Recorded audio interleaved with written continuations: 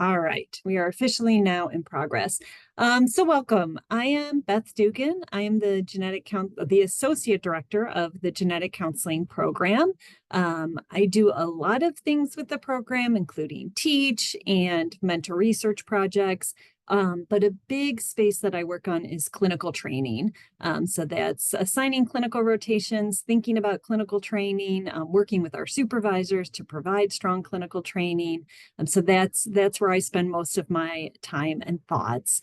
I think what we'll do is a real brief intro.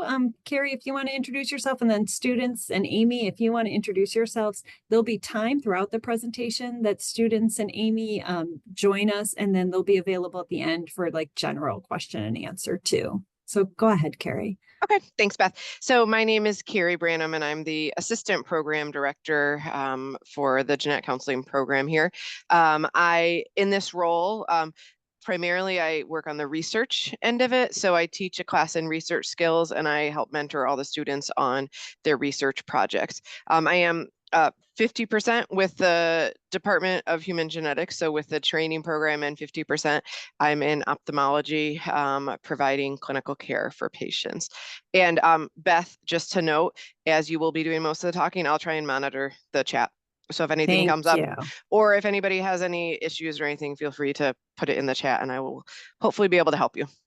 Yeah, and students, please feel free to watch the chat too. And if there's questions aimed at you guys or things you have a point of view on, please feel free to chat it up. All right, Amy, do you want to go? I have you guys in a certain order, so I'll just call you out. Amy, do you mind going next? Yeah, of course. I'm not used to hearing the students and Amy. So hi everyone, my name's Amy. I am a very recent graduate of the University of Michigan Genetic Counseling Program. So I just graduated in May. I graduated from the dual degree program. So I had both a degree in genetic counseling and a degree in public health. And I decided to stick around. So I now work in the Department of Neurology as a genetic counselor here at the University of Michigan. Yeah. And we're lucky Amy could join us. Our second years have an elective that ended up conflicting with this. So we're really fortunate Amy could come and share a few different perspectives that she brings. So thank you, Amy. All right, Jelaine, do you want to go? Yeah. Hi, everyone. My name's Jelaine. I use she, her pronouns, and I'm a first year. So I've been in classes for like a month and a half. I graduated from the University of Utah with a double major in biology and social work, and that was just in May. So I have some perspective on being kind of a new grad. But yeah, that's all. Great. Thanks, Jelaine. All right, Chloe. Hi, all. I'm Chloe. I use they, them, and she, her pronouns. I'm from Southern California. I did my undergrad at UCLA and I graduated in 2022. I studied human biology and society, and I'm also a first year at the program at Michigan. Great. All right, Christina. Hi, everyone. My name is Christina Bauer. I use she, her pronouns. I'm also a first year in the program, and I graduated from Ohio State with a major in psychology and minors in genetics and education in May as well. Right. All right. Well, let's get started. We have a bit of agenda to our presentation. So we will be talking a little bit about genetic counseling. I think it was mentioned in the registration that this open house really isn't meant to address like, what is genetic counseling? So we won't spend too much time there because most people who have registered are familiar with the profession. So we'll mostly spend our time talking about the UMGCP curriculum, class, clinic, and research. And we'll try to point out a few things that we think make the program a little unique, which we're hoping is informative as you're looking across different programs. And we'll talk a little bit about the 2025 admissions cycle and our admissions plans. At the end, we hope to have a question and answer period. But throughout, please put things in the chat, and Carrie and the students and Amy will try to address them there. Oops. So I just said we wouldn't spend too much time here, but as way of introduction, I'll just kind of set the stage for us. That what is genetic counseling? What is the career you're considering, the profession you're considering? I think most of you know that genetic counseling is really the process of helping people understand and adapt to the medical, psychological, and familial implications of genetic contributions to disease. That's a mouthful. Genetic counselors are specialized healthcare professionals with training in both genetics and counseling. And so genetic counselors work in a variety of fields through different service delivery models. At the core of it, it's really helping patients, providers, the public understand and adapt to genetics. The core skills of a genetic counselor fall into kind of these four broad domains. So our education kind of aligns with these domains. So genetic counseling programs tend to focus on creating professionals who have genetic expertise and expertise in genetics analysis, interpersonal, psychosocial, and counseling skills, education. A lot of what we do is communication and education about health conditions, risk probability, resources that are available, things like that. And then professional development and practice. So most of the programs that are accredited by ACGC have these kind of shared domains that the programs will touch on, but what it looks like in each program can look a little bit different. And so that's what we're going to talk about mostly today. All right. So I mentioned genetic counselors can work in a lot of different spaces. Again, you're probably familiar, genetic counselors work in different specialties. Amy mentioned she's with the neurology group here. Kind of the core specialties are still considered cancer, pediatrics, and prenatal, but genetic counselors are finding themselves evolving into many, many different specialties and subspecialties even within those groups. Genetic counselors work in diverse work settings, so large academic hospitals like this, but also laboratories, in public health, in policy, in industry, and labs. So there's a lot of different spaces genetic counselors can work in. And then I started to mention some of the roles that genetic counselors take on. So even within one professional career or within one job, these roles, genetic counselors can take on bits of these roles every day. So I mentioned education, but there's also education and teaching opportunities. Direct patient care is kind of that traditional setting that many of us first think of when we think of genetic counseling. So kind of that one-on-one patient interaction. Genetic counselors can participate in research and writing, in scientific writing and report writing. Some genetic counselors do hold roles in administration or program development or advocacy. So we can wear a lot of different hats under the title genetic counselor, even within one position. All right, that's all I'm going to say about genetic counseling. We have a long list of resources that I shared in the registration, and I'm happy to send out with these slides as well. So if you are still in the journey where you're learning about the profession, we'll share some resources for that. But I'm going to take a break from talking, and we're going to go to our first kind of Ask the Student session. So Amy and Jelaine are going to answer our first question, which is kind of what brought you to genetic counseling? Amy, do you want to go first? Yeah, sure. So I actually didn't hear about genetic counseling until I was a sophomore in college. So if you're in that scenario, do not stress. I had never heard of it before at all in my entire life. And I kind of went through a period of really questioning what I wanted to do. I had a degree in biology. I was focused a little bit in genetics at that point and went to some of my mentors and they said, "Have you thought about genetic counseling?" I said, "Haha, I've never heard of that. I'm going to ignore you." And then I continued to stress out a lot and ended up going to career counseling. And ironically, they also said, "Have you thought about genetic counseling?" So I figured I should maybe think about it a little bit. So I ended up shadowing a few genetic counselors that were close to the area where I went to school and ended up really enjoying it. And I would think that the reasons why are that I always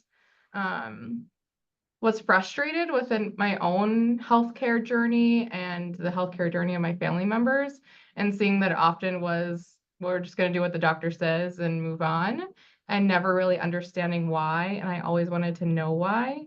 And I really thought that the role of the genetic counselor was so unique in that it allowed patients and families to actually understand what was happening and make informed choices about that information moving forward. So, yeah, I think it was just a really unique role that I hadn't seen before in healthcare, and I was really drawn to it. And also, I guess you should listen to your mentors when they give you a clue that you might be good at something. So yeah, that's kind of how I got to genetic counseling. Thanks, Amy. How about Julie? Oh, sorry. Oh, no, go ahead. So I first heard of genetic counseling. I was in 10th grade and I Googled like genetics jobs because I liked Punnett squares and so I thought it'd be fun. I happened to come across it. It was just in my mind at that point, but I didn't really start thinking about it until I was in my undergrad. And I was majoring in biology and social work. And I think that biology just because I enjoyed it, but with social work, I thought that that career was incredible, very thankless profession. I still have so much respect for social workers. But as I continued on, I realized that I really liked the resource provision, the psychosocial side of social work. Um, but I did want to work in a healthcare setting where I was giving more direct scientific and medical related advice. And so I found that while there are professions that are very strictly healthcare that do have some psychosocial aspects to it, I do feel like genetic counseling does a really good job of incorporating a lot of the things that I liked about social work, not only in the profession, but in the curriculum, at least of University of Michigan's program. Really emphasizing the supports that you give to patients beyond just like factually and diagnostically. And so I don't know. I thought it was really cool that the program that any program and that the career in general emphasize these things. And I do think that like a lot of people don't like a lot of people have this question on their mind during application season because you get asked it kind of a lot. Um, and I think it's okay to not have like one big moment and it's okay to not it's okay to know that you like genetic counseling without having a ton of exposure to it or anything like that. And I think that's kind of where I was at. I didn't have a ton of opportunities for exposure, but like the experiences that I had really solidified that it was a career I was interested in. Yeah, yeah, great, Julian. Thank you. I should have said I give the students the question in advance, but I don't like I don't know how they're going to answer. So thank you both for sharing that. It's helpful to hear, and I think a good point that it's very common for our students to come from a variety of backgrounds. So we'll talk a little bit later about prerequisites, but it is not uncommon for some students who have been out of school, some students to be directly from undergrad, some students to have a bio major, other students not. So there are prerequisites that we'll talk about, but it's really true that we value a differing background, and there's not one right path you have had to have taken to like get into the program or into the profession at all. So, thanks, guys. All right, so jumping in, kind of to tell you where we're going, I'm going to talk about the program a little bit more specifically. First curriculum, and then clinic, and then Carrie will jump in about research, and then we'll move into admissions. So the genetic counseling program, you can read our vision and mission there or on our website, but just to highlight a few things here, our vision is really to train genetic counselors that can meet the current challenges and also shape the future of genetic counseling and genomic medicine. How do we do that? We think we do that by providing an individualized, integrative, and supportive graduate environment. We think that that takes comprehensive, rigorous academics. We also want people to have experiences in traditional and cutting edge genetics and genomics settings and provide them with research opportunities that support the development of genetic counseling clinical scholars. So people that might retain excitement for research as they head into practice. So that's our overall mission and vision and how we actually actualize that. We're a well-established program. We're one of the oldest genetic counseling programs established 1979. So we've been around a long time.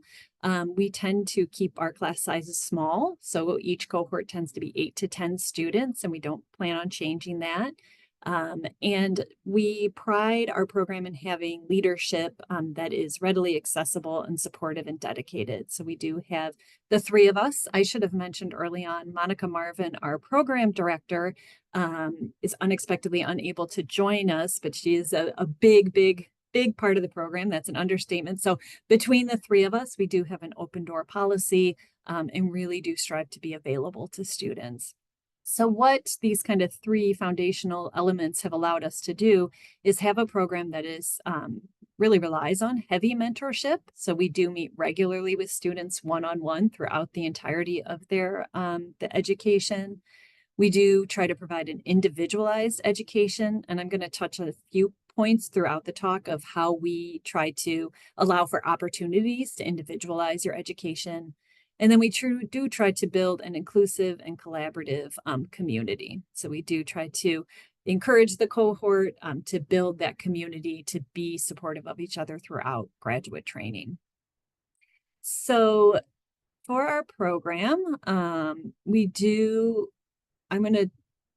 this is online because I'm not going to have time to go through it all, but online you can find our commitment to diversity as well as our DEI guiding principles. We recognize that as a profession, as a program, there's a lot of work still to be done. And we've made efforts in the last year, and we have more efforts to make. So we recognize that diversity is beneficial to each other in education, in research, and as professionals to our patient populations, some of which have been underrepresented in genetics research and genetics care. So this gives you an idea of how we're thinking about our commitment to diversity. And then our DEI guiding principles kind of stand as a set of guidelines to help us think of actions and strategic plan for the program. So please feel free to take a look at those. Always feel free to reach out with questions about those as well. All right, so the pillars of the UMGCP program are really the didactic work in the classroom, the clinic work, and then our research curricula. One of the things that makes us maybe a little bit different than some other programs is that we do believe in integrating all three of these pillars throughout training. And so when you come to the University of Michigan Genetic Counseling Program, we do kind of hit the ground running in clinic, in class, and in research right away. Some programs will be curricular heavy, classwork heavy in the first year, and then clinic heavy in the second year, but that is not our program. So what does this look like? This is a very busy chart that I'll just kind of give you some summary statements about. Each row is a semester in training. So we have fall year one, each column is a semester in training. So we have fall year one, winter year one, summer, which I'll note during the summer, you're not registered for any credits. So there is no tuition payment over the summer. And then you have fall year two, winter year two. The blue rows here are coursework, which I'm going to talk about. The yellow is clinical internships, the green is research, and then red gives you an idea of some additional activities we do. And so the main point here is that we really do hit the ground running right away in the fall first year. Taking a closer look at our curriculum, you can see here we have courses kind of defined by courses in human genetics and the foundation of human genetics, counseling foundations, topics in medical genetics, and then additional coursework. So one of the benefits of being at a very large university is we can take advantage of many of the resources here. And so we do utilize the expertise here to teach our courses.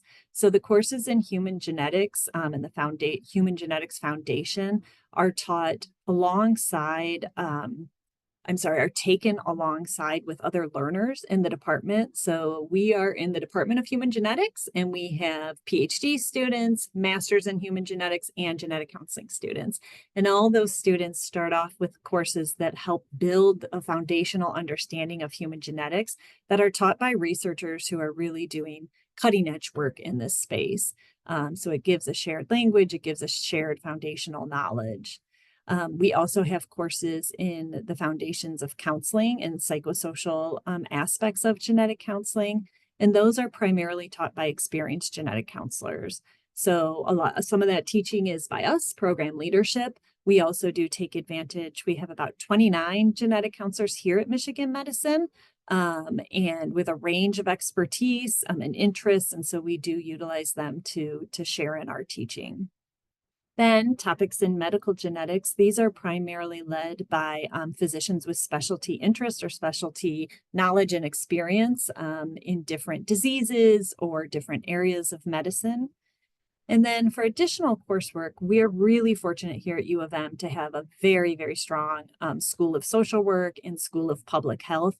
And so students do take courses with social work students in the School of Public Health. And then one way that our curriculum is a little bit different is students do have the opportunity to take electives. If I back up for a minute to this very busy slide, you can see that starting in winter one, this fourth row here, starting in winter one, and then throughout the second year of training, students can take electives. Not can, they need to, and they take electives. But those electives can come from a variety of sources. So the students could certainly share in the chat or share later in question answer some electives they're thinking of taking.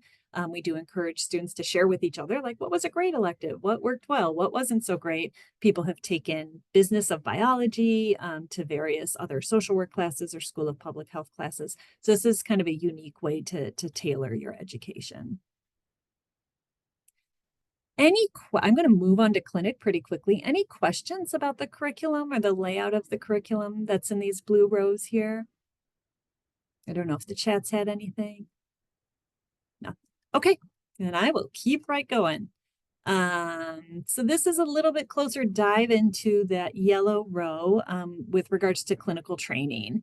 And so this gives you an idea of the different rotations our students go through.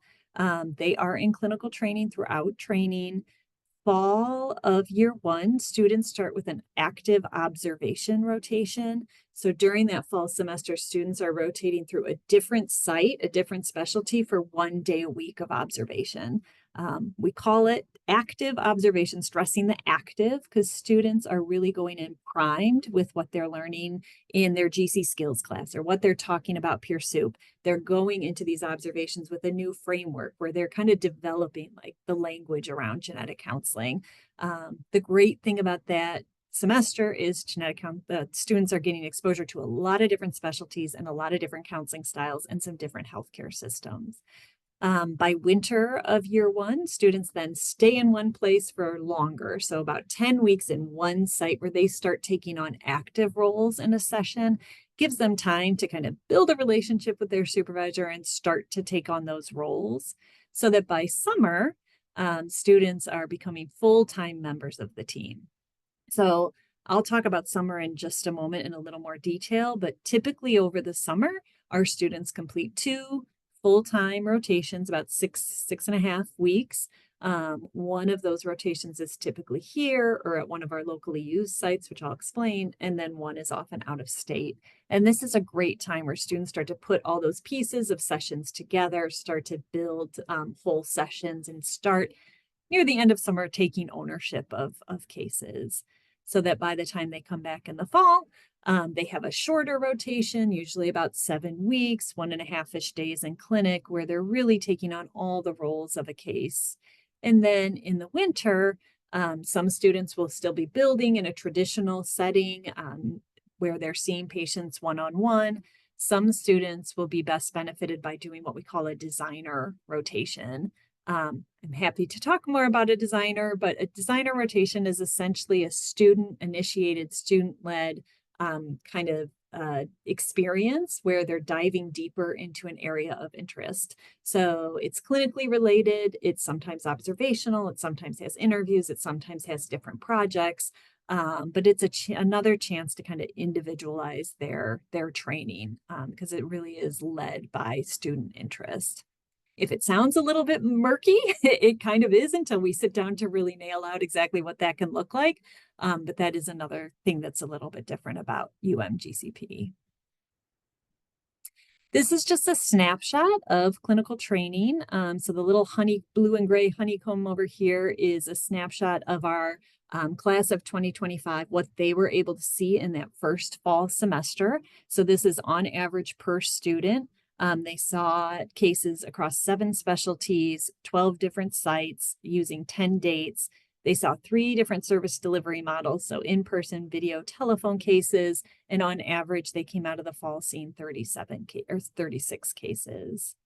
The little colorful wheel over here is a snapshot from the class of 2024, the number of cases they saw in total by the end of fall of their second or third year. So third year has to do with our dual degree program, which Amy mentioned and we'll mention again in a little bit. But essentially, this is showing you the average cases per a senior student, which on average at that time, they had per student 182 cases, and 110 of those were participatory cases. So not to be too long-winded here, but many of you know you are applying likely to accredited programs, and accredited bodies have things we have to, our students have to acquire. And one of them is 50 participatory cases to be able to sit for certification boards. And our students on average have over 100 participatory cases. And then the color wheel around the outside gives you an idea of the specialties that those cases were seen in. So cancer, cardiology, general adult, general peds, neurology, ophthy, and prenatal. I mentioned our great community of genetic counselors here at Michigan Medicine, and this is a quick list, which you can also find online, of the sites we have here at Michigan Medicine. So we do have kind of the specialties you might expect. So prenatal, cancer, peds. We do have a general adult clinic. Within cancer and peds, we have multiple subspecialty clinics, including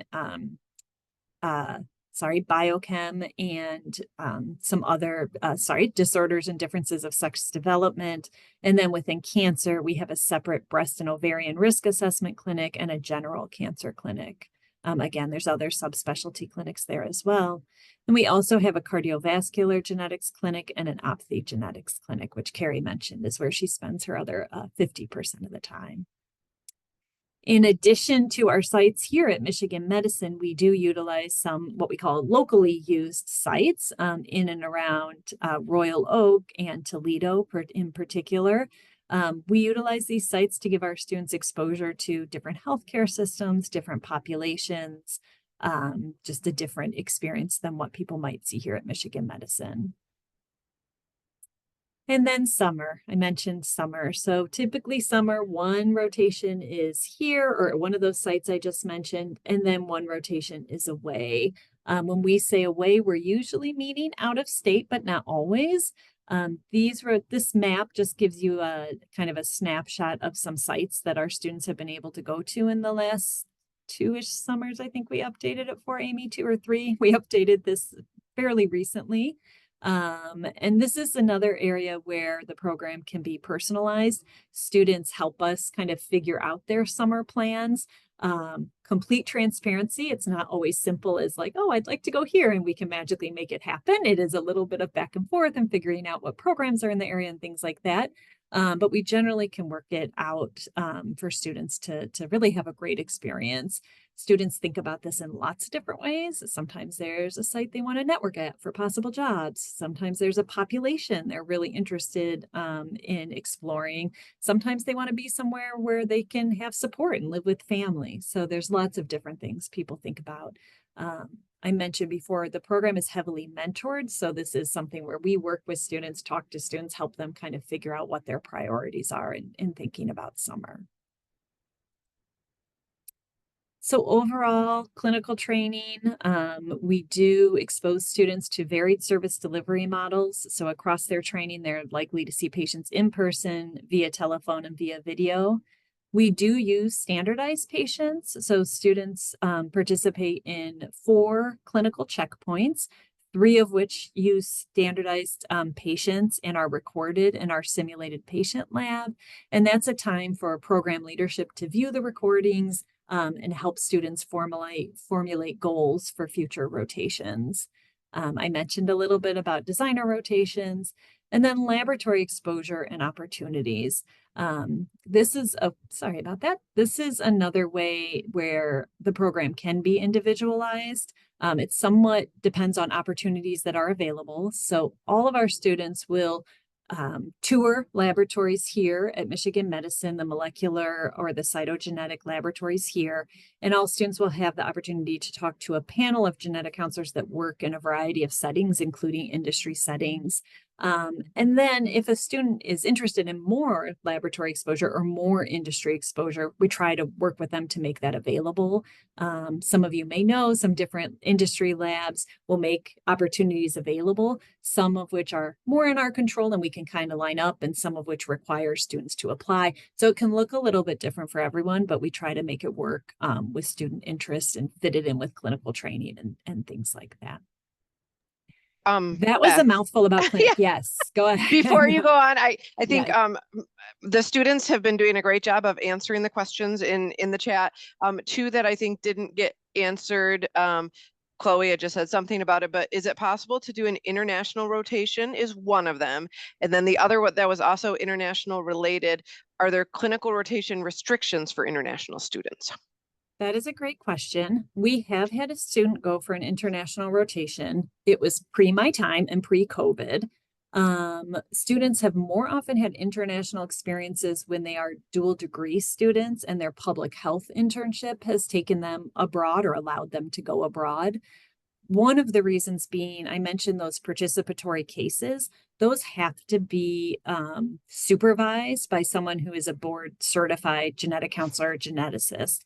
And so we do that. Those summer rotations are really a key time to build up those cases and get to be involved in cases. So it's possible, but we would need to figure out things like, is there supervision already in place in that country? What does it look like to send a student there? So it has happened. It's not common, but it's something we're open to trying to figure out. And then the second question, and I'll give it a shot, and Beth, please correct me if I'm wrong. Yeah. Are there clinical rotation restrictions for international students? So I could take that question in two different ways. And one of them would be related to what Beth just said about, doing a rotation elsewhere. Or if you meant, are there different restrictions for international students doing rotations here? So all of the students have to go do certain things in order to be able to do clinical rotations. So things like vaccinations and background checks and that sort of thing. That's for all students. I don't believe there's any restrictions that are specifically for international students in the clinical setting, are there? No. Okay. Yeah. Okay. Yeah. I'm just seeing some questions about the cost of summer going away and do we need a car? These are great questions. We do have some financial support for summer away. In the last few years, we've been able to have about $1,500 per student available to help support summer away. We know that depending on the location goes further or shorter. So I do encourage students to think about financially, like what it will mean to be in different locations over the summer. But we do have that available. And it typically does go to either housing or transportation to the site are like the two big things that costs go to. Students in the past have been really savvy. Some sites have some sort of medical student type housing, or people have been able to swap or do some different students actually amaze me with some of the ranging that they have done. Like talk to Lydia. She has like loved her experience over the summer going to West Virginia and like rented a room and loved the lady. So it can work out really well, but it does take planning. And so we encouraged student SIBs. Students get a big SIB in the program. That can be a great way to try and get an idea of like how other people have arranged these things or financially made it work. And then a car. So a car is not required to be a student here at UMGCP. The sites that are around Ann Arbor do require a car. There's not like super great buses to Royal Oak or anything like that. We have done some different things to help students in the past, like if we had to rent a car, or sometimes students are able to carpool, like if they both are headed to Royal Oak. So we've been able to work with students, but so a car is not required. Any other questions I missed?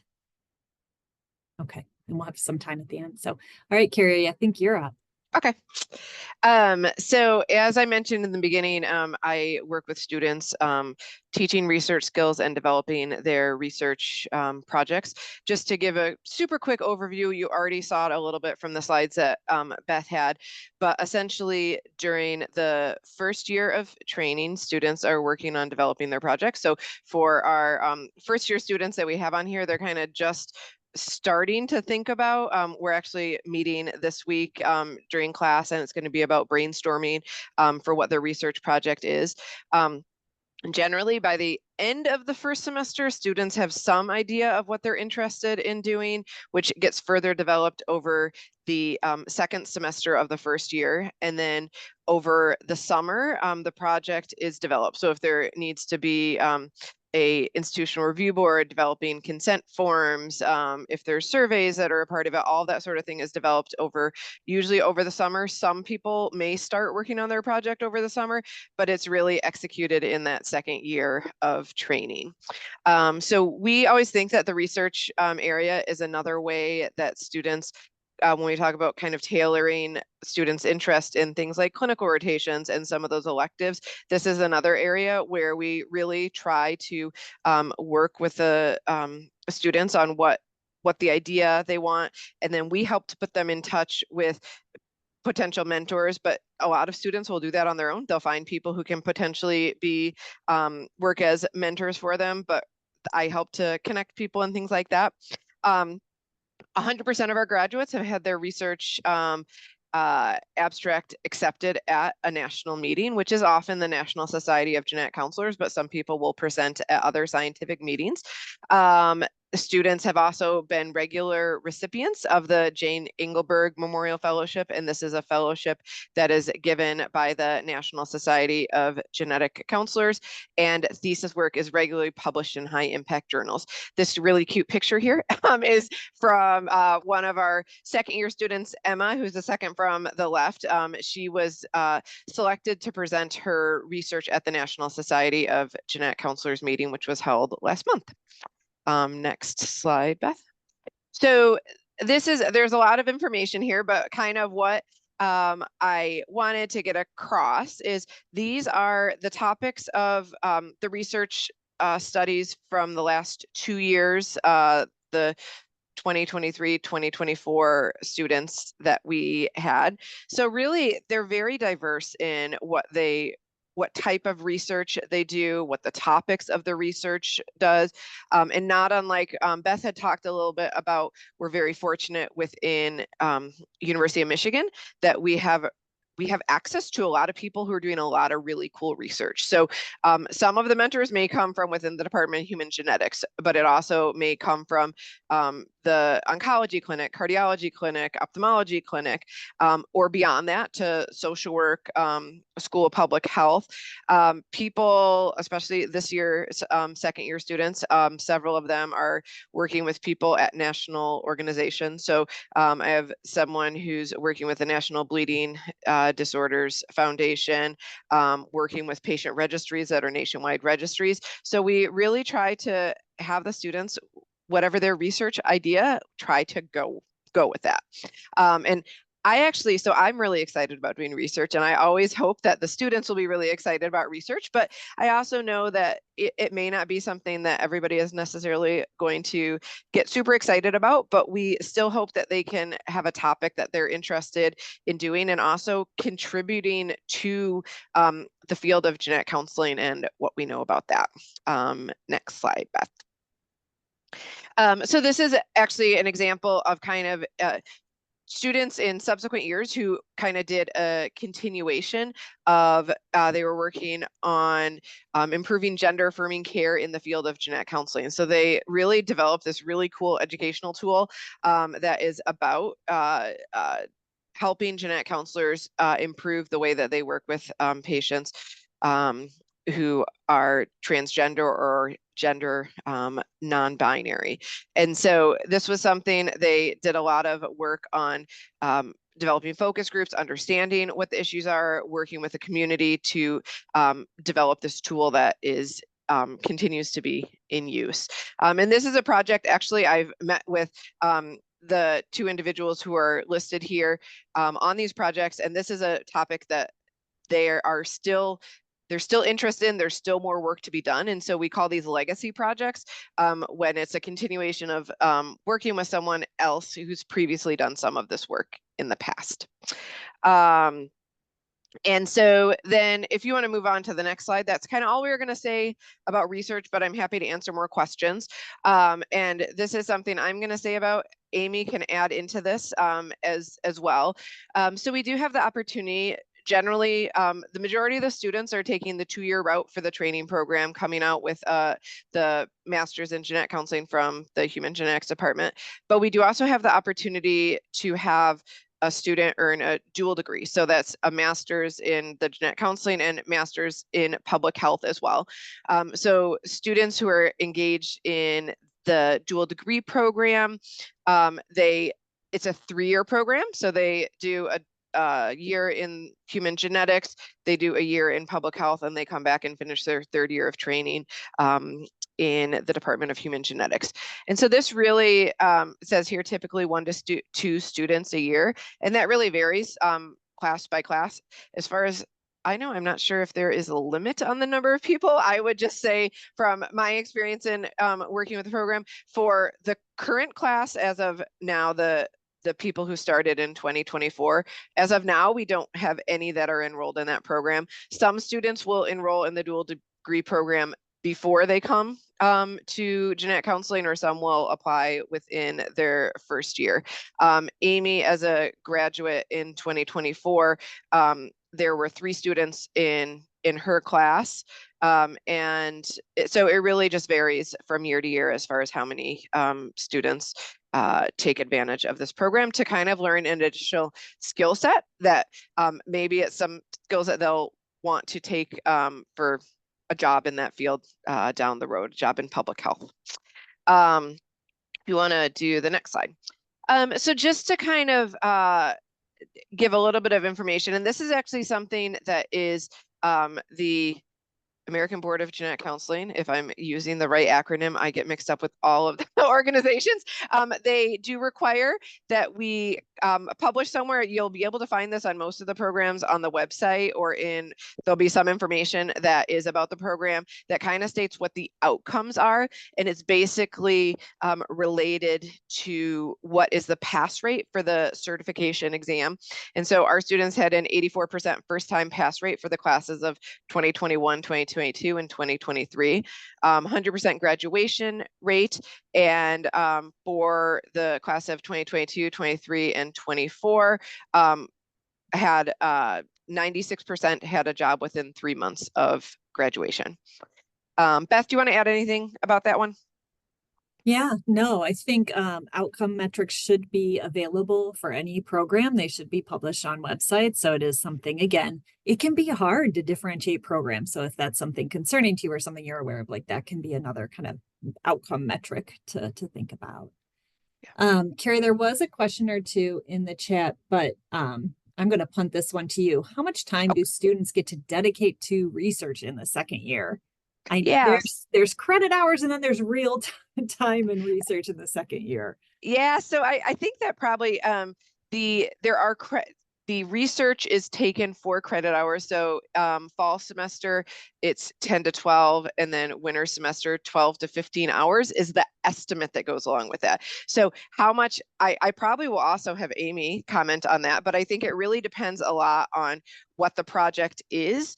And I think all projects are going to be different as far as like, when is the most effort going into the project, and how many hours it actually takes. And so I'm seeing with the students now, it's quite variable with what is needed and what is put into those projects. Amy, do you have anything to add about that? I think that's correct, that every project is so different, and that peak point of the amount of hours you're working on it was so different for all of us. But in general, as you go through your training, you do have more dedicated time, or at least more flexibility in your time to be able to work on it as needed. So I think that was a big advantage for a lot of my classmates, was we were less on a set structured schedule of classes later in training. So that allowed you to work on whatever clinical tasks you were still finishing up, but also allowed you to do all of your meetings and have more dedicated writing time or analysis time for your research. Right. Great. We just got a question that I'll go ahead and address. Do mentors help assist students network in job hunt during the last year of the program?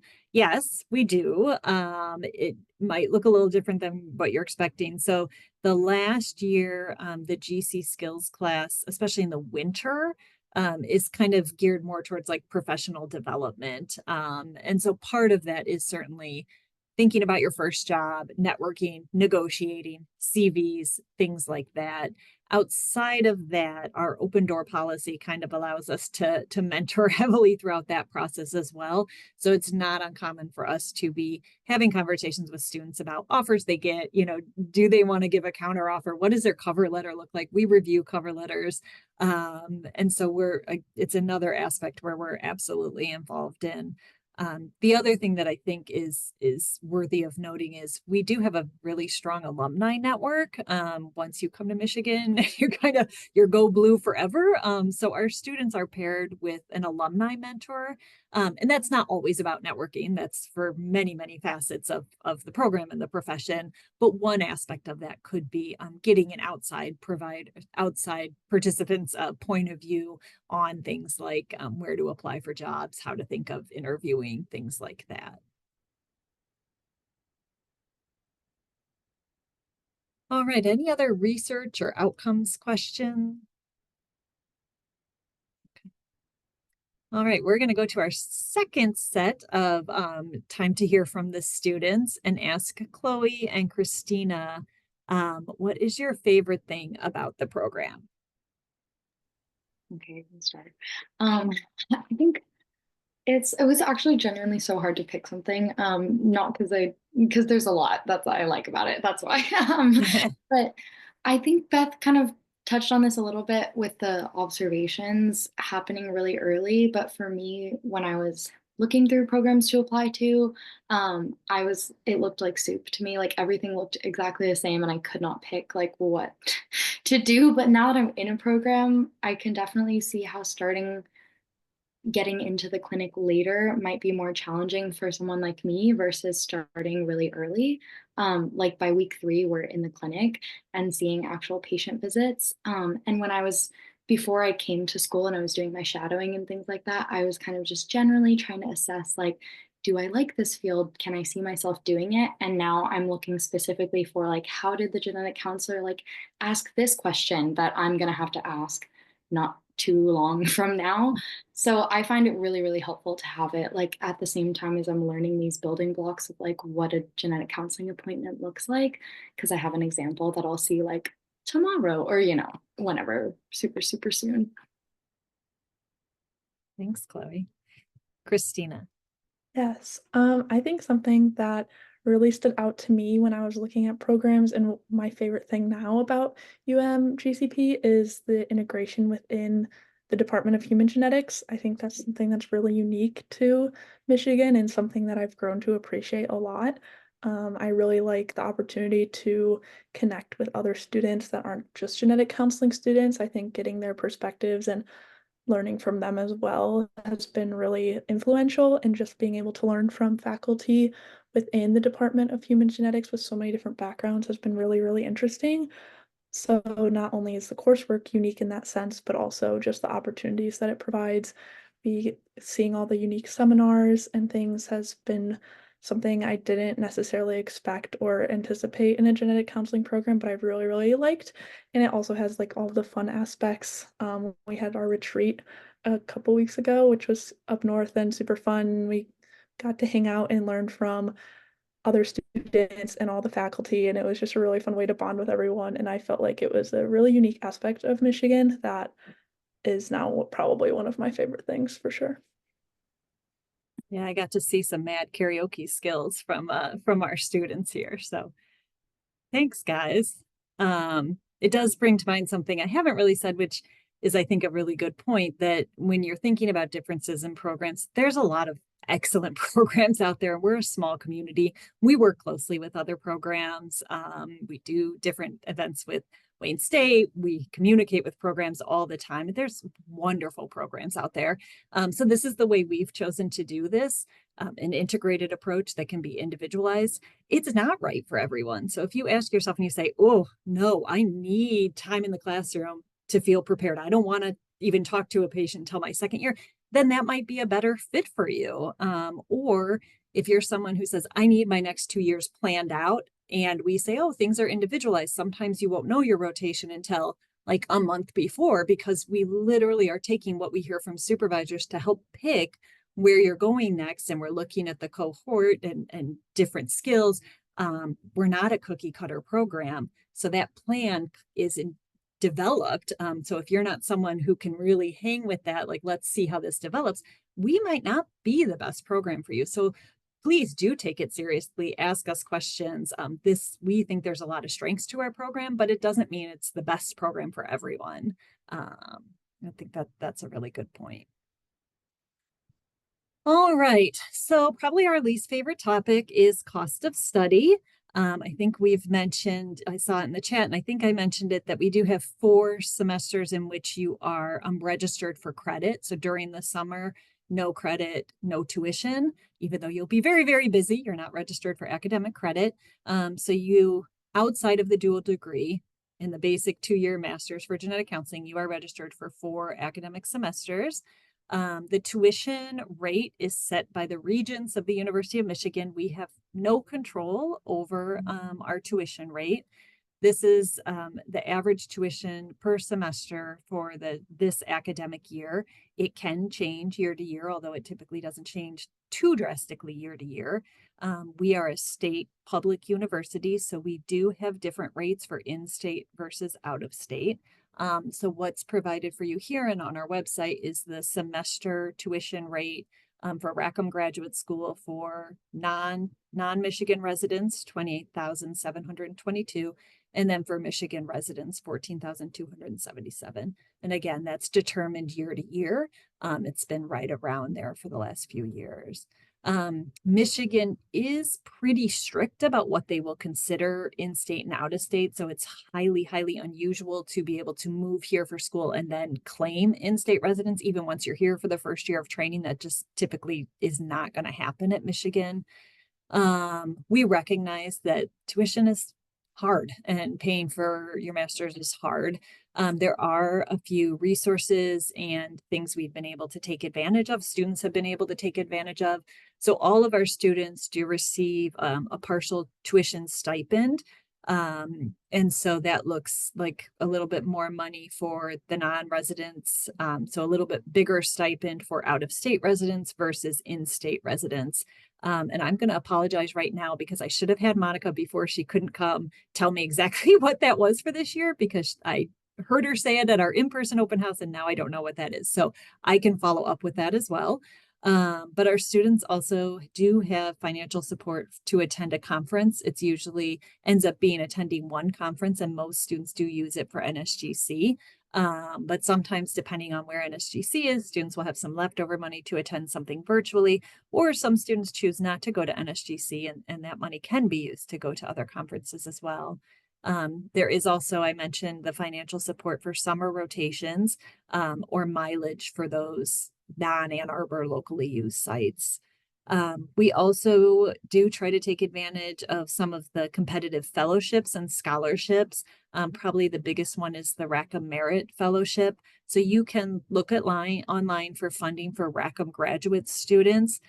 Some of these require program leadership to nominate someone. It could be based on educational performance or different backgrounds that they're bringing to their education. There's a variety of fellowships and grants for people with different backgrounds, return to school, all sorts of things that students can initiate themselves and apply for. So if you're interested in any of that, please look at the Rackham Funding website, and you can always let us know if you're applying, if you think you would qualify for one of those. And then some of our students are able to take on work study positions. Many of those are almost like GCA type positions within our clinics. So students are able to kind of like double dip where they're in a clinic doing GCA type roles. It's their work study, but they're also deepening their knowledge of kind of clinical activities. Our students, I would I don't want to misspeak, but I think the majority of our students do hold some type of job. I would say, I think on average, it's about probably 10 hours a week. I don't know of anyone doing more than like 20 hours a week. I think that that would be really tough given that we are a full-time in-person program. But some of our students in the past have been able to have positions like GSIs or graduate student instructors. With those positions, they are determined by the outside departments hiring GSIs. So for us, most typically that's undergraduate classes in biology have taken our students on for GSI positions. And so that's all determined by the biology department. So we don't control those, so we can't guarantee them. Students who have held them do have tuition covered for their semesters where they're GSIs. That is typically about 20 hours a week, and it is certainly a heavy load. So I'm going to move on to admissions for a moment. This just gives you a snapshot of our admissions from last year. So from the 2024 cycle, we had 272 applicants. We held 39 interviews, and we selected 9 students for the cohort that joined us this fall. This has been fairly consistent for the last, I'd say, 3 years. All of you hopefully are aware that to apply to genetic counseling programs, you need to have registered with the genetic counseling admission match through NMS. That deadline to register with the match is December 11th, 2024. To register for the match gives you a match number and allows you to be part of the application cycle or the admission cycle. It is not anything to do with like individual schools' applications. So for some of you to apply to undergrad, you got to use the Common App or something like that, where your application could be distributed to many, many schools. We don't have anything like that. So you register for the match, you get your match number, and then you have to work with each school for admissions, and each school will have their own admissions dates and admissions thing, but everyone will end at that same last 2 dates on the bottom. So both students and programs will give a rank order list, which I can explain, to NMS by April 8th. And then match results are released on April 16th this year, or 2025 for this coming up cycle. So April 16th will be the match release date. Every school will have its own deadlines within that. So our application opened in September. Our deadline for submission of all the parts of the application is January 5th. So that includes transcripts, letters of recommendation. It all has to be in by January 5th. We will extend opportunities for interviews in February, and then our interview dates will be February and March of 2025. You can find out a lot of more detail, even more details than we've gone into tonight at our program prospectus. A little bit of a warning that we are updating our website. So the fall 2025 prospectus is available online. It has a lot of details in it, including details for the admissions process. So please feel free to go to our website, go to admissions, and look for the prospectus. As I said, our website will be changing, so there may be a little bit of time there where it's hard to get to. So you might even want to go ahead and download this so you have your own copy, make notes in it, whatever you'd like. And then we'll have a bright, shiny new website very soon. A little bit about our prerequisites. I mentioned that there's not a single like major you have to have that we're looking for. We've had students from a variety of disciplines. We do, however, want to set you up for success. We mentioned that we are housed in the Department of Human Genetics, which is a basic science unit of the Michigan Medical School. And so we want you to have kind of that rigorous background in science so that we know like you can be successful here. So we do require science courses up and through biochem. That doesn't require a specific laboratory component, but that typically includes your orgo, your genetics, your biochem. We do require one upper level human genetics course if it's available at your institution. We know that that's not available everywhere. We generally think about that as a 300 or 400 level course. We do require a general statistics course. Sometimes we get asked if AP credit will count for a general statistics course, which I will say we do take that. However, we're going to remind you that it might have been a while, or there might be things to freshen up on, which is a great summer activity before you end up on campus if your main statistic course was from AP credit. Advocacy. So advocacy is a question. We get a lot of questions about advocacy and what counts as advocacy. The main reason we have advocacy as a prerequisite is to help students kind of answer the question, is this the right career for me? So we're really looking for advocacy that allows students to be in that role of support for someone going through something. So usually that's kind of a one-on-one situation. It might be like crisis intervention or some other support to people that are in a difficult situation. Some people have done Texas Christline. Some people have been able to really draw on different experiences rather than like a checkbox or like how many cases did you see or how many, clients did you help? It's really about what you're taking away from it. So was it an experience enough and deep enough that you could say to yourself, I am comfortable in a career where I'm supporting someone distressed. When they start to cry, am I ready to stay in the room and help them and be the person that's giving them information in this time of distress? So we're not really looking for a certain number of hours or a certain time commitment. We're really looking for that understanding that it's given you and how you're applying that to thinking of genetic counseling. And then exposure to the field, we really recognize that this looks different for everyone. Some people will have access to shadowing, and that's a great way to learn about the profession. Other applicants will just not be able to have that opportunity. But there are a variety of ways to learn about the field. I mentioned, I think we have a long resource list, which I can send out with these slides as well, that also includes different things like webinars, great books to read, podcasts that give you a patient perspective, podcasts that give you healthcare providers' perspectives. There's a lot of ways beyond shadowing to learn about the field. This has been fairly consistent for the last few years, but we are not accepting GRE scores. We will not review them even if they are shared. We do require 3 letters of recommendation. We used to require that one of those letters be from your advocacy work. We recognize that some positions in advocacy just don't allow that. And so that's no longer required, but we do get a lot of questions about letters of rec. And so what I would say and strongly encourage any applicant is to think about the depth of knowledge someone has about you if you're asking them to write a letter of rec. And why I say depth more than breadth, no one person might be able to comment on all the different aspects we're thinking about for genetic counseling. So someone may not be able to comment on your ability to support someone and your scientific rigor and your ability in statistics.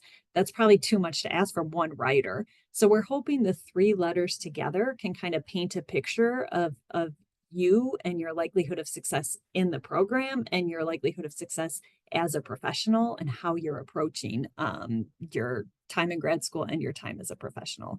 So I would think more about someone who knows you well versus like what their title is, how fancy they seem, and then think about the 3 collectively as painting kind of a well-rounded picture of you. And then finally, I don't think I mentioned that all of our interviews for the 2025 cycle will be virtual. We typically do like a Thursday night virtual session with students and session with program leadership, and then a Friday virtual session where you're getting interviewed. You get to interview usually 4 kind of one-on-one sessions, and then some more time with students, program leadership, alumni. And then applying overall, that's okay, thank you. Sorry, my room was going to be vacuumed. Applying to UMGCP, we really take a holistic review. What that means is there's no one single thing that will make us throw out an application. So we don't have a grade point cutoff. We're not looking for something magical that would rise you to the top of the list. Similarly, we're not looking for a black and white thing that would cut some people out. We're really taking a whole look at the application. So the types of things we're looking for is that you are aware of what the profession is. Again, that doesn't have to be shadowing for everyone, but that you have kind of an accurate perception of the profession. We really are looking for students who are ready to share a little bit about themselves, whether it's their life experience or how they're thinking about grad school. We're hoping you want to embrace the community here, and we're hoping you want to be mentored. So that's kind of what we're looking for when you respond to essays. We're looking for appropriate advocacy experience. Again, not really like a checkbox certain number of hours, but really what are you taking away from it? Did it teach you what it needed to teach you? We are looking for academic preparedness. Like I said, we want you to succeed when you're here. So we want to make sure you've had that foundational work in the STEM areas. Your letters of rec, I talked about strong communication skills. Communication, education's a huge part of what we do. So we do think about that both in written communication in your essays as well as during interviews. And then multiple perspectives from diverse evaluators. So we're looking for that from your 3 letters of rec. And then when you come and join us, you're meeting different people. So during our interview process, we do have you meet with faculty within the department, genetic counselors that might serve as teachers or supervisors. You get to meet with students. So we're looking for input from a lot of different people as well. State residency is not considered in the admissions process. So whether you're in state or out of state doesn't change where you might end up on a match list. And we really do strongly encourage reapplicants. We know it's very common in competitive fields like genetic counseling for people to reapply, maybe even more than 1 reapplication, 2 reapplications. And we really see it as true dedication to the field. We do have a separate essay question for reapplicants just to try to encourage them to share what they did during that time to deepen their understanding, to just keep their interest, keep their engagement. And so we really do encourage reapplicants. And that is a lot that I've been talking. So I am going to take a break. I think this is our last kind of ask the students, then we'll have time for any open questions. I'm going to have Amy and Christina share with us a little tips and advice for applying to graduate schools. Sure. So I would say you're already doing the right thing. You're showing up to these talks, you're learning about the programs. My biggest piece of advice is something that I really regret not doing in the process.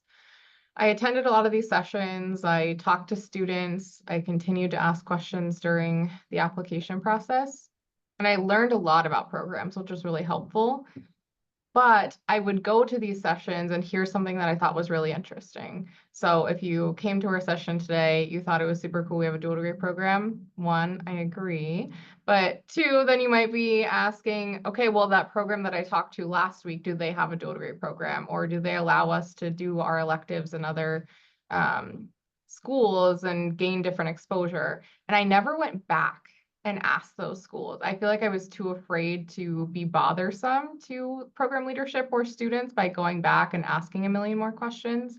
And that's something that I really, really regret not doing more of, because you're going to continue to learn more as you're going to these formal sessions or you're hearing about programs.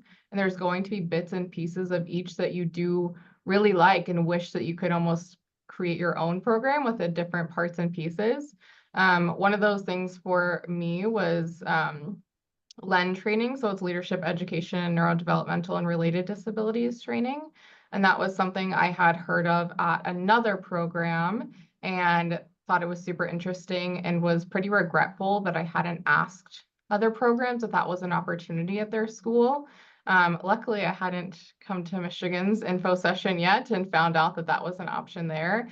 But I still had those lingering thoughts when it came down to ranking and being in interviews of, well, maybe they have this, but I'm too afraid to send an email to the program director and make her think that I'm annoying. So I can just say it is not annoying. Program leadership talks to students all day long. Students that are currently in the program answer questions all day long. So please reach out, ask the questions, make sure that you have the information that you need to make the choice that is best for you. Great, Amy, thank you. Christina, you want to?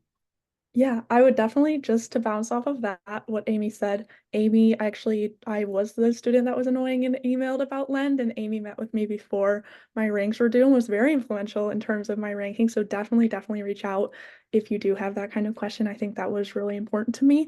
But on a separate note, in terms of the application, I think one thing that I heard as advice when I was applying and I thought was very helpful was being genuine in your applications to yourself and not just what you think programs are looking for in terms of a future genetic counselor. You know what is drawing you to the field and what you're interested in and the things that your strengths are. And I think that being genuine and emphasizing those in your personal statement or your supplemental essays is going to be really helpful in terms of speaking passionately in interviews and in those statements, and also just sort of standing out in your own way. Everyone is probably going to have similar shadowing, possibly, or things that are similar, but thinking of those things that make you stand out and speaking genuinely on them is something that I think is really helpful. And then also something that helped me a lot in applying is getting the advice of other people on your written parts of your application. I think that's so underappreciated. I sent it to probably 5 or 6 people and had multiple renditions of my personal statement. And I think I would have been disappointed if I submitted my first copy versus what I ended up submitting. So just being open to feedback. I know it can be tricky to give someone your personal statement that no one's looked at, and it can be sort of stressful to see what they say about it, but that constructive criticism is going to be super helpful in your application. And I think just embracing that and trusting the people around you, whether they're in genetic counseling or not, in terms of what your personal statement can sort of follow and improvements it can make is important in the process as well. Yeah. Yeah, thank you both. Great ideas. And yeah, writing essays is definitely a process and personal statements might be a first for many people. So it's definitely a process. All right, I think that is the end of our formal presentation. There are some resources included here. Again, many of them probably already familiar with you. We will share slides afterwards, and we'll include, again, the longer list of resources. This is just a quick plug for those of you who may not know that there is our state association, the Michigan Association of Genetic Counselors, does have a scholarship to help with application fees. You do need to be a Michigan resident, but that's available through their website. You can see how to apply. And the same group, Magic, will be holding a genetic counseling webinar. This is a little bit more like, hey, is this career right for you? But in the past, they have discussed some cases as well. So that might be of interest to you. You can also register from their website, and that's later this month.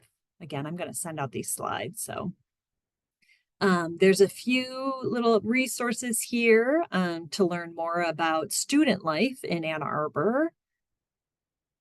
And then some additional resources that I mentioned regarding funding and the dual degree program and our Rackham. These are links to Rackham's DEI strategic plan. All right, before I'm going to come back to, and we can answer any remaining questions, but I wanted to just put this up here too. This is a QR code to our evaluations of the open house.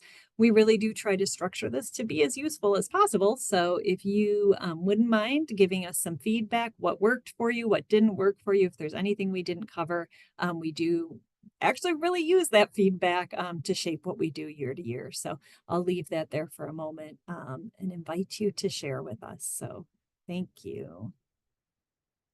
All right, any remaining questions in the chat that we didn't get to that any of us want to unmute and answer? They're furiously being put down right now. Okay. And people can unmute and ask too. I just don't know how crazy that gets when there's quite a few maybe of us on they could do the hand raise thing if someone didn't get. True. If someone wants to, I'm trying to look and see what was left unanswered. Or undo their camera and raise their hand. Let's see. Can I see who's raising their hand here? I think It people looks like That's fine. Catherine Yeah. has a question. All right, go ahead, Catherine. Yeah. Hi. Oh, Hi.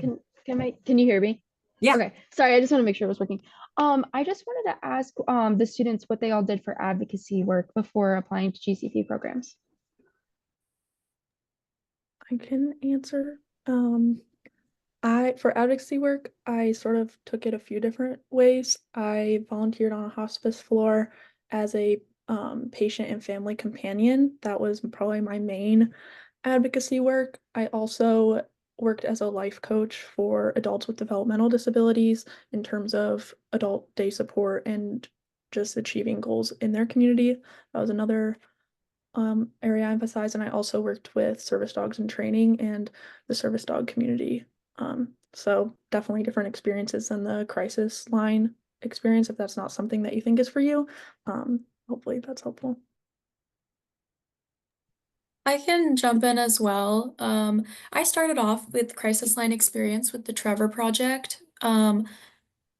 I recommend if you are interested in doing crisis line experience, there's a lot of different lines, and a lot of them have different like groups that they work with. In this case, it was suicidal LGBTQ plus youth, which was something that I really want, or like a population I wanted to work with. However, I'm really passionate about saying if crisis line work is not for you, don't do it. It's not for everyone, and there are plenty of other ways to get advocacy experience.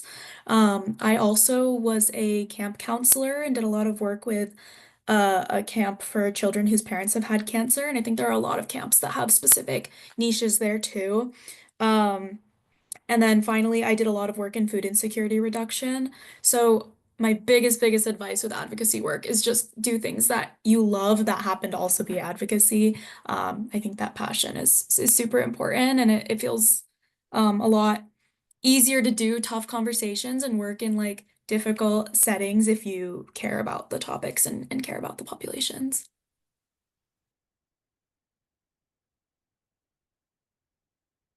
Great.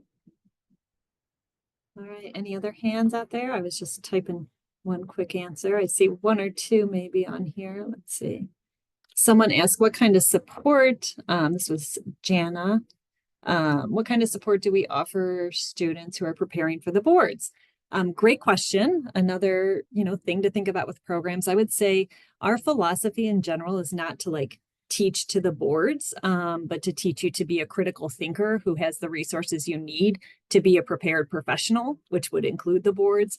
So we do a few different things integrated across the program that are a little bit behind the scenes. So like students wouldn't know. So for example, we take workshops, think about things like question formation. What type of questions are typically on the board? How are they literally formatted?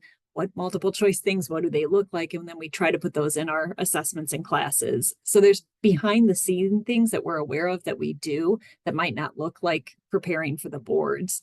In that final semester of training, we do talk about the boards a little more, but we really are not a program that drives to the boards. For a graduation gift, our students typically do get a practice test, and that's something that they can utilize. And then this year, we're trying it new. We have given all students, it's old school. It's like literally notebook cards in a little deck. And we're encouraging students to create their own catalog of conditions. And so throughout training, we'll say, hey, did you mention that seminar talked about Smith-Lemli-Opitz syndrome? Is that a condition you know? It should be in your catalog of conditions. So it's a way of kind of building knowledge about specific diseases that you might not get in a structured course because we just can't give a lecture on every single genetic disease out there, but it's about trying to tie together what people are seeing to content they might need to know for the board. I hope that answers your question. Any other questions I missed or anybody want to raise a hand? Great. Carly? Oops, I think you're still muted, Carly. Let's see. Sorry. There we go. No worries. So you mentioned that diversity, equity, and inclusion are like important to your program. Is there any other pieces of your mission statement that are like important to the school? And like, are there any classes or coursework that reflects those values? You mean outside of DEI or DEI? Are you Yeah, asking like? DEI and like outside if there's anything additional. Yeah, I mean, I think so DEI wise, there are some different things that all students will have, like an implicit bias workshop. So like things that are again kind of integrated throughout the program. There's several things we've implemented just in the last year or two as we try to make sure we're meeting our own DEI guidelines. So for example, it became evident to us like we had a little bit of gap of knowledge and content around working with populations that had immigrated to the US and our healthcare system. And so we now have an hour of content and coursework and group activities around that. So we're constantly kind of assessing, looking at gaps, looking at holes and filling that. So if you do look at the DEI guiding principles, the way that that's been integrated into the coursework, it's a few different ways. We don't have a class that is like a DEI class. It's really, we work closely with the curriculum committee in getting the different speakers, different perspectives in readings, and some specific content throughout the coursework. You ask about like other things that are important in our mission statement or how do we approach it. And I really think a lot of it does come back to just two things I'll highlight, which we've already talked about somewhat, which is we are in the Department of Human Genetics. That is a big part of our program. So our students starting off coursework right along with the PhDs and the master's degree students just kind of highlights the importance of that foundational genetic knowledge to us. So when you look at different programs, some are housed in different areas. Some might be housed in public health or housed in like health professional school. Us being where we are is actually like quite telling that that's a big part of our program. And then the second thing that I do think isn't explicitly in our mission statement, but I think I highlighted it early, is just this community that we have. I mentioned the alumni mentors, I mentioned the Big Sib, I mentioned that we mentor a lot, but I didn't, and I should have mentioned more, our supervisors here on campus. They are really vested in our students, and so they really give a lot of themselves as clinical supervisors and in the classroom, and they are a whole nother level of mentorship for students. So I don't know if that fully answered your questions. Those are kind of the things I would highlight thinking about it.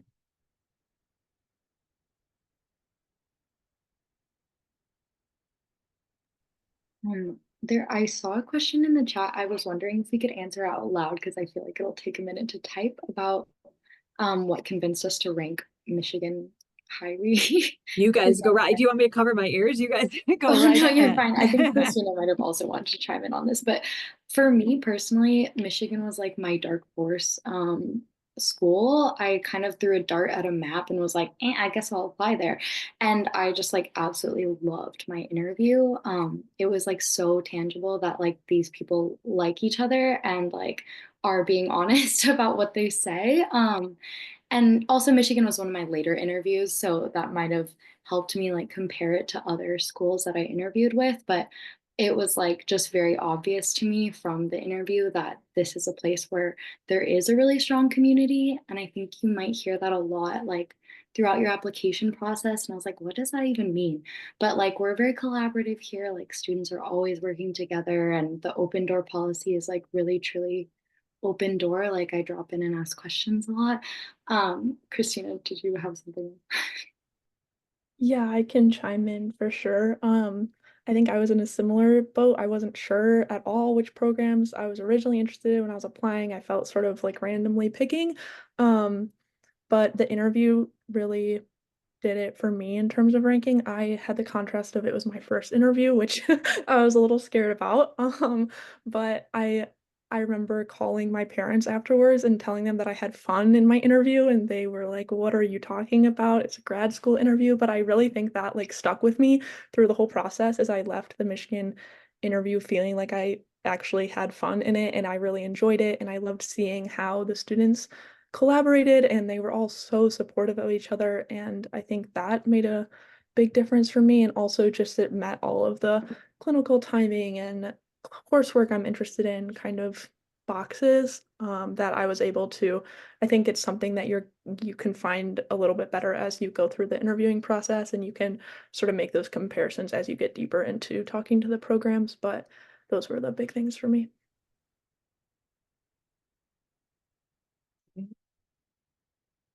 All right. So Jacqueline? Hi there. I was Hi. wondering, so I have an interest, and that was perfect, by the way. I have an interest in metabolism, so I was kind of wondering, would that be something where I'd be gearing more of my electives towards metabolism, since it is kind of a smaller side in specialties, or would there be other opportunities, probably more in the clinical side, to be in a clinic that does specialize in metabolism? Yeah, that's a great question and something that I didn't really talk about, but I'm happy to expand on a little bit. So when we assign and figure out clinical training, our students in building their like case log will all rotate through prenatal, pediatrics, and a cancer kind of core. So everyone will have those core experiences. And then outside of that, we have some opportunities. So I mentioned we have a cardiology clinic, we have an ophthalmic clinic. Within PEDS, we do have a biochem clinic, which is, I think, what would probably be most applicable to your interests. It is not a full-time clinic. And in fact, I don't believe a counselor goes there right now. I think it is primarily covered by geneticists and not genetic counselors at this time. So what that would likely look like is if you do your PEDS rotation here at U of M, you may be able to attend that clinic as part of a PEDS rotation. Or if we know that that's an interest of yours and you're able to do a designer rotation, your last rotation, that might be a time that we really hone in on that interest and try to get you to the biochem clinic to observe, talk to the dietitian, do things like that. So again, designers aren't available to everyone. It somewhat depends on like where you are at in your clinical training, because if there's a core skill, we work on needs a little bit before wants. So if you have a core need remaining, a designer may not be available, just complete transparency. But if you are able to do a designer, those individualized things is probably where we'd really hone in on it. But it may be an option in like a PEDS rotation as well. And also, I think if that was a clinical interest in doing research on it is another area that could occur. Great point. Yeah, absolutely. All right, Cameron. Hi, so I Hi. want to say thank you for answering my question as well, Chloe and Christina. But additionally, it seemed like the interviews were very influential for your decision. So do you have any good resources that either of you used to prepare for your interviews? If someone else wants to answer, I've talked a lot. I do. I feel like I put a lot of, I sort of overdid it in a sense. So I'm happy to answer. I use like Prospective Student Network mock interviews a lot. I think I did 2 or 3 of them, just in terms of they were set up. I don't remember exactly what Prospective Student Networks were, but yeah, mock interviews and just being able to like have a question. I made like a Quizlet of interview questions and I'd click through them as it came up, so I didn't know which one was coming next, and like saying out loud what I would say, not just in your head. Like I think speaking something out is going to be a lot different than internalizing it. But if anyone else has any. Yeah, I'll just add, this is not from a student perspective at all, but from like our perspective, for us, like the interview part is really kind of like icing on the cake. I mean, we really do, it is so hard to get from the like 275 applicants to 40 interviews. We have so many highly qualified applicants, and I wish we could give spots to all of them, because they're going to be wonderful counselors. So by the time we narrow it down to the 40 interviews, that interview for us is really about like getting to know you. Like, can you communicate with us? Like, who are you? Do you want to be here? So I'm not surprised to hear Christina prepared well, but also like, it's a lot about just being you too. So being authentic, really help letting us in a little bit, showing us that you can communicate, you can talk, you're a person, right? So for us, the interviews, preparation is great. You're not going to get grilled from us like on what's the risk with an amniocentesis, or what's the chance of cancer in this family history? Like, we're not doing anything like that. It's really for us, like, just about getting to know you. I'm gonna jump in super quick, because I don't think I did like traditional interview prep beyond like my mom interviewed me. And this is gonna sound like, because I know different people apply to different numbers of schools, and some people equally want to get into every single school. But for me, there were certain schools I was a little more excited about, and certain ones that, while I wanted to go to GC school, I maybe didn't resonate as much with them.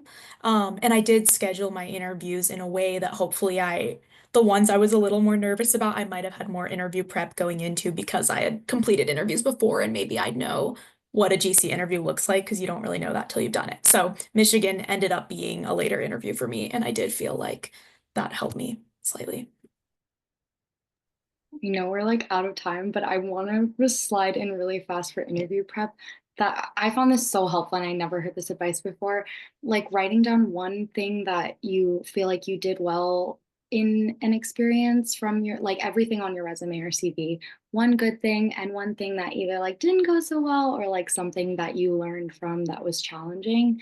That was so helpful to me in interviews because you get a lot of like, what's a time when this happened? Or like, what do you think your strengths are? And those kinds of like experience-based thought processes really helped me to just like have answers on the fly because I did not do a lot of like question specific prep, but I didn't feel like I was like lost at any point in the interviews. All right. Chloe mentioned we are at time. I want to be respectful of everybody's time. It looks like we've answered most of the questions. Please do not, oh, I see one more I'll answer kind of quickly. How do you maintain or try to maintain a school and personal life balance? Can we have one student comment on that really quickly?